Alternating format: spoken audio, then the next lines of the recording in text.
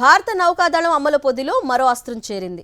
తీర ప్రాంతానికి చేరువలోని సాగర జలాల్లో శత్రు జలాంతర్గాముల ఉనికిని పట్టేసే యుద్ధ నౌక ఐఎన్ఎస్ ఆండ్రోత్ నేవీలో ప్రవేశించింది.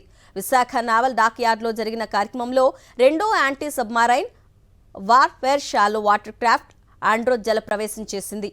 Navy vice admiral Rajesh Pendarkar ఆధ్వర్యంలో దీన్ని కమిషనింగ్ చేశారు. కోల్కతాలోని ప్రభుత్వ రంగ నౌక నిర్మాణ సంస్థ cordon reach ship builders and engineers దీన్ని రూపొందించింది. ఈ శ్రేణిలో ఇది రెండో యుద్ధ నౌక. మొదటిది ఐఎన్ఎస్ ఆర్నాలా జూన్ 18న లాంఛనంగా భారత నౌకాదళంలో చేరింది.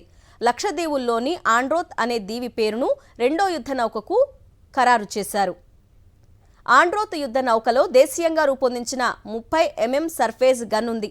లోతు తక్కువగా ఉన్న జలాల్లోని జలాంతర్గాములను వేటాడే 16 అధునాతన నౌకలకు నేవీ ఆర్డర్ పెట్టింది. ఇందులో 8ని GRSC ఉత్పత్తి చేస్తోంది. తీర ప్రాంతానికి చేరువలోని జలాలపై నిఘా వేసే సామర్థ్యం వీటికుంది. విమానాలతో సమన్వయం చేసుకుంటూ శత్రు జలాంతర్గాములను వేటాడగలవు. అధునాతన పోరాట నిర్వహణ వ్యవస్థలు వీటి సొంతం. ఈ యుద్ధ నౌకల్లో తేలికపాటి టోర్పిడోలు, జలాంతర్గామి విధ్వంస రాకెట్లు ఉన్నాయి.